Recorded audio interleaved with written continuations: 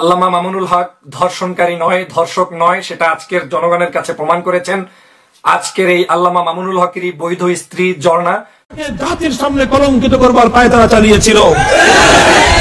আলহামদুলিল্লাহ, আমি সর্বশেষ কথা, আমি সুষ্ঠু বিচার চাই। আমার সাথে অনেক বড় আল্লামা মামুনুল হক হুজুর ধর্ষক, এটা যদি একটা পাগলকে বলেন সেই পাগলও বিশ্বাস করবে না। আল্লামা মামুনুল হক হুজুর একজন ধর্ষক, তিনি অমুক করছে তমুক করছে, এটা যদি শয়তানকেও বলেন এই শয়তান ওগুলো বিশ্বাস করবে না। কিন্তু সেগুলো একটা দল আছে, বাংলাদেশে একটা দল আছে, সেই দলের লোকগুলো তারা খুব বিশ্বাস করে। চলেন আপনাদেরকে স্ক্রিনের মাধ্যমে আগে কয়েকটা ভিডিও ক্লিপ অংশ দেখাই। পুরো ভিডিওটি দেখেন এবং ভিডিওটি শেয়ার করে দিবেন ওই সমস্ত মানুষদের কাছে যারা আল্লামা মামুনুল হক হুজুরকে সহ্য করতে পারে না। কলঙ্কিত করবার পায়তারা চালিয়েছিল। আলহামদুলিল্লাহ, জাতি আল্লামা আহমদ শফীকে নয়, বরং যারা আল্লামা আহমদ শফীকে উপহাস করবার চেষ্টা করেছিল তাদেরকে প্রত্যাখ্যান করেছে। আমি আজও চ্যালেঞ্জ ছুড়ে দিতে চাই, কোথায় হাসানুল হক এনো, আসো তুমি ময়দানে। কোথায় রাশেদ খান মেনন, আসো তুমি ময়দানে। মুরগিচোরা শাহরিয়ার কবির, আসো তোমরা ময়দানে। আল্লামা আহমদ শফীর এক সন্তান ময়দানে দাঁড়িয়ে তোমাদের মোকাবেলা করতে প্রস্তুত রয়েছে।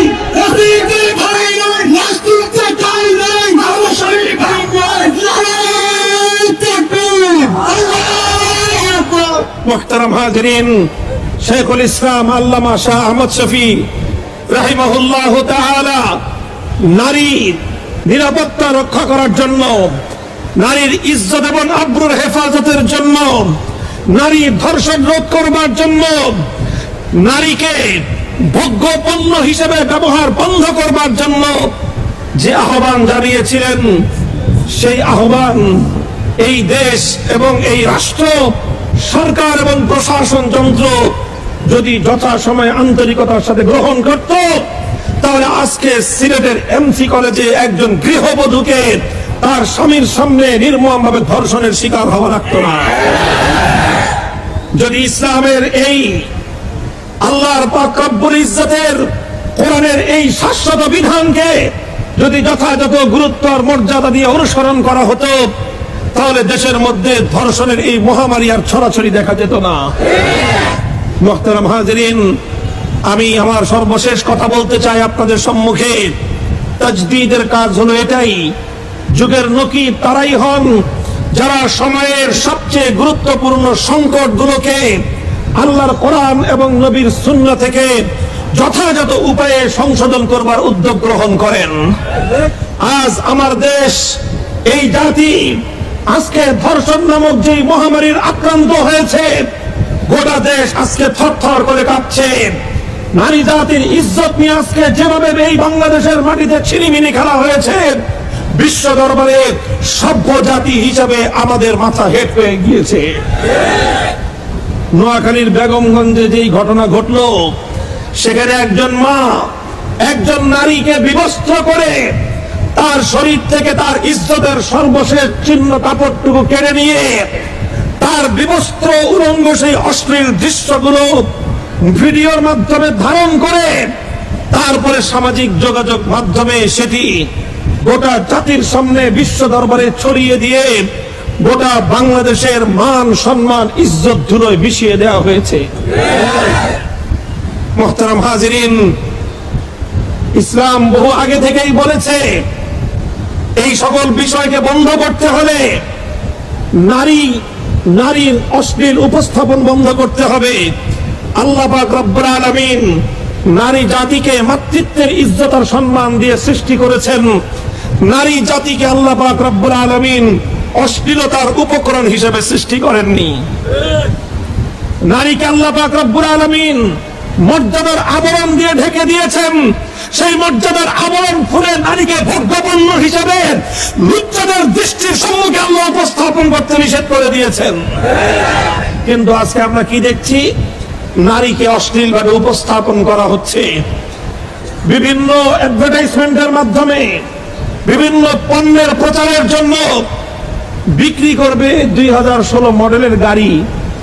ওই গাড়ির মডেলিং এর জন্য, গাড়ির অ্যাডভার্টাইজমেন্টের জন্য নারীকে ধর্ষণকারী নয়, ধর্ষক নয়, সেটা আজকের জনগণের কাছে প্রমাণ করেছেন আজকের এই আল্লামা মামুনুল হকেরই বৈধ স্ত্রী ঝর্ণা এবং সেই ঝর্ণার সন্তান আব্দুর রহমান। আপনারা দেখেন, গত কয়েক বছর পর্যন্ত আমরা শুনেছি যে আজকের এই আওয়ামী লীগ প্রচার করে বেরিয়েছে, জনগণের কাছে বিভ্রান্ত ছড়িয়েছে যে আল্লামা মামুনুল হক একজন ধর্ষক।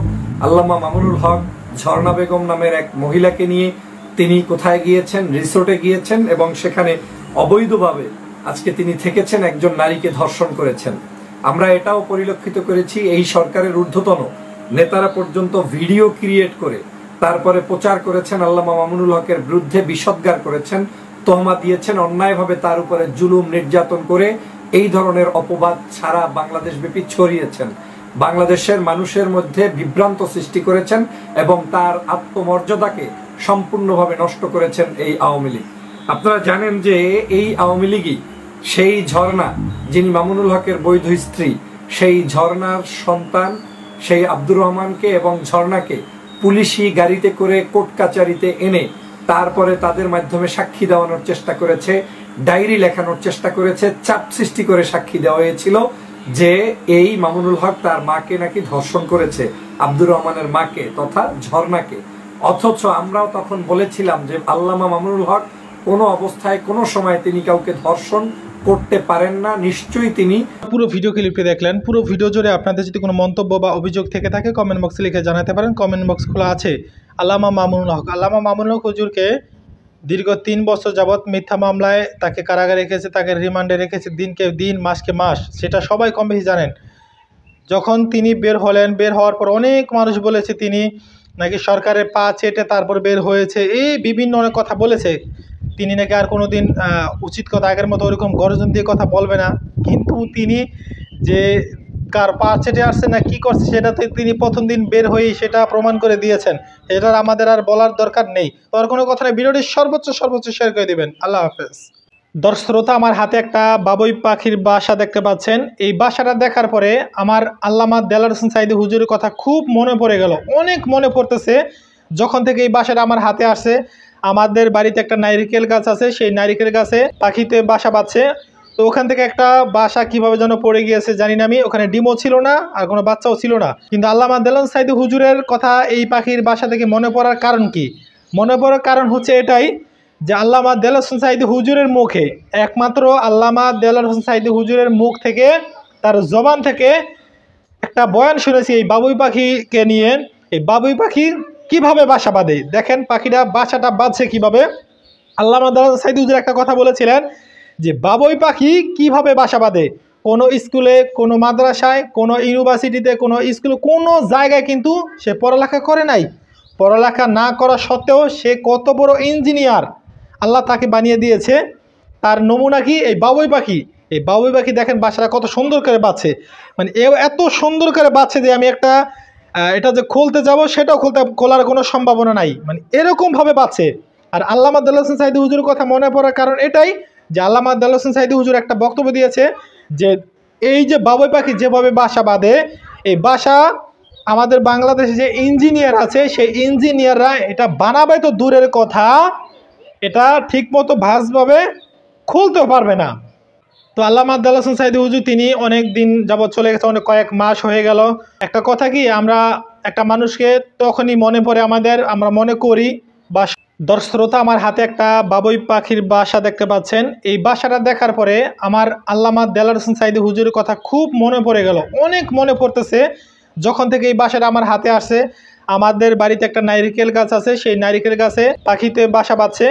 তো ওখান থেকে একটা বাসা কিভাবে যেন পড়ে গিয়েছে জানি না আমি, ওখানে ডিমও ছিল না আর কোনো বাচ্চাও ছিল না। কিন্তু আল্লামা দেলোয়ার সাঈদী হুজুরের কথা এই পাখির বাসা থেকে মনে পড়ার কারণ কি? মনে পড়ার কারণ হচ্ছে এটাই যে আল্লামা দেলোয়ার হোসেন সাঈদী হুজুরের মুখে, একমাত্র আল্লামা দেলোয়ার হোসেন সাঈদী হুজুরের মুখ থেকে, তার জবান থেকে একটা বয়ান শুনেছি এই বাবুই পাখিকে নিয়ে। এই বাবুই পাখি কিভাবে বাসা বাঁধে, দেখেন পাখিটা বাসাটা বাঁধছে কিভাবে। আল্লামা দেলোয়ার সাঈদী হুজুর একটা কথা বলেছিলেন যে বাবুই পাখি কিভাবে বাসা বাঁধে।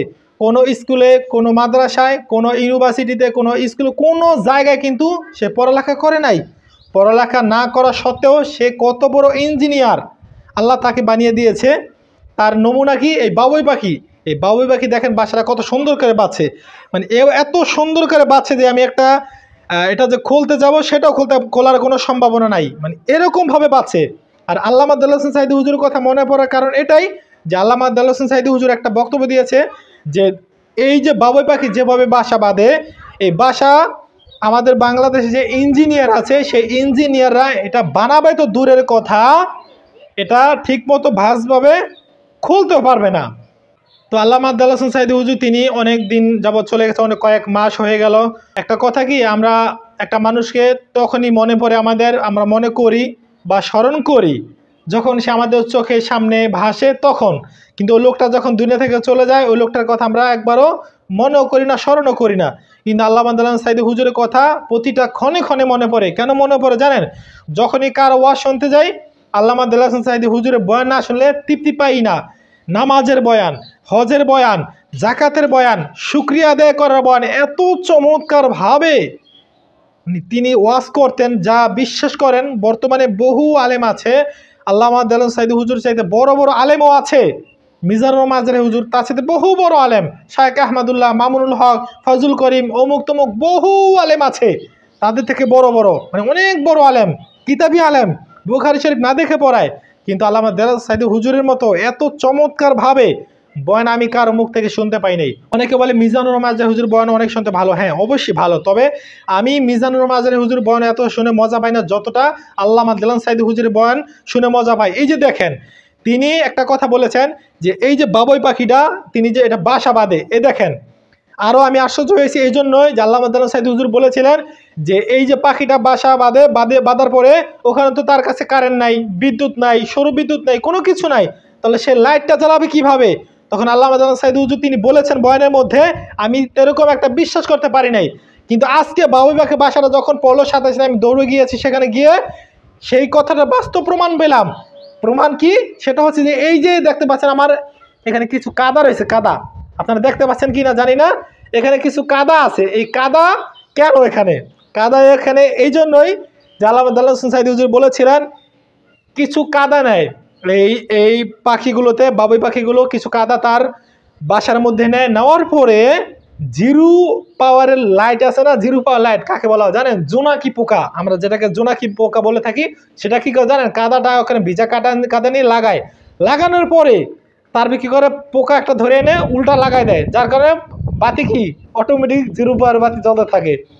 বিশ্বাস করেন আমি বয়ান ছোটবেলা থেকে এই বয়ানটা আমি শুনি, কিন্তু আজ পর্যন্ত আমি বিশ্বাস করতে পারি নাই। কিন্তু আজকে আমি বাবুই পাখি বাসার যখন পড়লো দৌড়ে গিয়ে যখন দেখলাম একটা বাস্তব প্রমাণ পেয়ে গেলাম। দেখেন এই যে এদিকে মাটি দেখা যাচ্ছে এবং এইদিকে মাটি দেখা যাচ্ছে, এই দেখেন এদিকে দুইটা জায়গায় কিন্তু মাটি দেখা যাচ্ছে, ওই যে ওইদিকে মাটি এবং এইদিকে কি মাটি। বাস্তব প্রমাণ আমি কি এটা পেয়ে গেলাম যে না আসলেই এই বাবুই পাখি কি করে একটা জোনাকি পোকা ধরে তারপর এখানে লাগিয়ে দেয়, যার কারণে জিরো পাওয়ার বাতি জ্বলতে থাকে। শুধু তাই নয়, এই যে দুইটা মুখ বানিয়েছে দেখেন, একটা মুখ বানালে কিন্তু যথেষ্ট, কিন্তু এই যে পাখিটা এটাকে আটকা দেয়, এই দুইটা প্রথম বানানোর পরে একটা আটকায় দেয়, দেখছেন এই যে দেখেন এটা এত যে টাইট, যদি আপনি ছিঁড়তে চান তাও কিন্তু আপনি ছিঁড়তে পারবেন না, চাইলে টান দেখেন এত জোরে টানতেছি তাও কিন্তু ছিঁড়তে পারবেন না, এত টাইট করে বানিয়েছে তারা। এটা কিন্তু শুধুমাত্র কি পাতা যেন এটাকে খেজুর গাছের পাতা দিয়ে বানিয়েছে। দেখেন দুইটা মুখ থাকে, একটা মুখে আটকে ফেলার পর এদিকে করে কি ডিম পারে, এমন জায়গায় ডিম পারে যে আপনি এই যে হাত ঢুকাবেন হাতটা ঢোকানোর কোনো সুযোগ নাই। আল্লাহু আকবার, সুবহানাল্লাহ। তো যাই হোক আমরা দোয়া করি যেন আল্লাহ পাক রব্বুল আলামিন আল্লামা দেলোয়ার হোসেন সাঈদী হুজুরকে জান্নাতের উঁচু মাকাম দান করেন, তার দ্বীনের খেদমতগুলোকে কবুল করে নেন এবং তার ভুলগুলোকে যেন ক্ষমা করে নেকে পরিণত করে দেন। আল্লাহুম্মা। কাজী নজরুল ইসলাম একটা কথা বলেছিলেন, আমি জানি আমার সারা জীবন কাঁদতে হবে, কারণ আমি তোমাকে ভালোবাসার দুঃসাহস করেছিলাম। মজার ব্যাপার কি জানো, আদর কিংবা যত্ন না পেলে পোষা পাখিও পোষ মানে না, অথচ আমি মানুষ। তুমি কোনো দায়িত্বই নিলে না, তোমার কোনো যত্ন ছিল না বলেই আমাদের গল্পটা সুন্দর হলো না। গল্প সুন্দর হওয়ার জন্য মানুষকে দায়িত্ব নেওয়াটা খুব জরুরি, কিন্তু তুমি আমার কোনো দায়িত্বই নিলে না। তুমি আমার দায়িত্ব নেওনি বলেই গল্পটা আর আমাদের হলো না। একটা গল্প ভালোবাসার গল্প, একটা ভালো বন্ধুত্বের গল্প, কিংবা সুন্দর একটা সুস্থ সম্পর্কের গল্প। যদি কোনো পক্ষ দায়িত্ব না নেয় তাহলে গল্পটা পরিপূর্ণতা পায় না। এমন বহু সম্পর্ক আমি দেখেছি, এক পাক্ষিক ভালোবাসায় কয়েক বছর কাটানোর পর সেই সম্পর্কটাও মরে গিয়েছে। আমি এমন অনেক সম্পর্কের কথা জানি যেখানে একটা ছেলে কিংবা একটা মেয়ে একটা মানুষের জন্য রাতের পর রাত জেগে কান্না করে গিয়েছে। অপরপক্ষ দায়িত্ববান হয়নি বলে সম্পর্কটার পূর্ণতা আসেনি। সম্পর্কের পূর্ণতাটা আসলে ভাগ্যের ব্যাপার। আমরা চাইলেই ভালোবাসতে পারি, চাইলেই কাউকে পছন্দ করতে পারি, কিন্তু নিজের করে পেতে পারি না। ওই যে এটা ভাগ্যের ব্যাপার। তুমি একজনকে মন দিয়েছো, এটা তোমার ইচ্ছে। সে তোমাকে মন দেবে কিনা সেটা নিতান্তই তার ইচ্ছে। এই ইচ্ছা আর অনিচ্ছার ভিতরেই কারো কারো ভালোবাসা ডুবে কেঁদে মারা যায়। তুমি আমাকে প্রচন্ড পরিমাণ ভালোবাসো, কিন্তু আমি কোনো দায়িত্বই নিলাম না। তুমি আমাকে ভীষণ পছন্দ করো, সে ব্যাপারে আমার কোনো ভ্রুক্ষেপও নেই, তাহলে সেই সম্পর্কে কোনো পূর্ণতা কিংবা ভবিষ্যৎ নেই। একটা সম্পর্কে ভবিষ্যৎ বানানোর জন্য নিজেদের দায়িত্ববান হওয়াটা খুব জরুরি। এখন সেটা যেই সম্পর্কেই হোক না কেন, তোমার বন্ধু তোমার জন্য অনেক কিছু করলো, কিন্তু তুমি তার দায়িত্বের কোনো মূল্যই দিলে না, দেখবে সেই বন্ধুত্বটাও টিকবে না। দেখবে একটা সুন্দর সংসারে শুধু স্ত্রী খেটে গেল, পরিশ্রম করে গেল, স্বামী তেমন দায়িত্ববান হলো না, সেই সংসার বেশি দিন টিকার সম্ভাবনা নেই। কিংবা একজনকে ভালোবাসো, সেই মানুষটা যদি তোমাকে গুরুত্ব না দেয়, তোমার ভালোবাসার দায়িত্ব না নেয়, তাহলে দেখবে সেই সম্পর্কটা একটা সময় এমনিতেই ভেঙে গেছে। আসলে মানুষ সব সময় আঁকড়ে ধরে থাকতে চায় গুরুত্বপূর্ণ জায়গায়, কিংবা সে যে জায়গায় গুরুত্ব পায়। তুমি একজন মানুষকে গুরুত্ব দিলে দেখবে সে মানুষটা একটু কষ্ট করে হলেও তোমার সাথে থেকে গেছে। তার বিলাসিতা দরকার নেই, শুধুমাত্র মূল্যায়ন দরকার। তুমি তাকে মূল্যায়ন করো, গুরুত্ব দাও, একটু সময় দাও, তাহলে দেখবে সে অনেক কিছু ছেড়ে শুধুমাত্র তোমার জন্য থেকে গেছে। এই থেকে যাওয়া, পাওয়া না পাওয়া, প্রাপ্তি অপ্রাপ্তি, বন্ধুত্বের সম্পর্ক, সব কিছুর ভিড়ে আমাদের কান্না করতে হয়। কারণ আমরা পাবো না জেনেও ভালোবেসে ফেলি, পাবো না জেনেও মন দিয়ে ফেলি। এমন দেওয়ার অপরাধেই একটা লম্বা সময় ধরে আমাদের কান্নাকাটি করে যেতে হয়।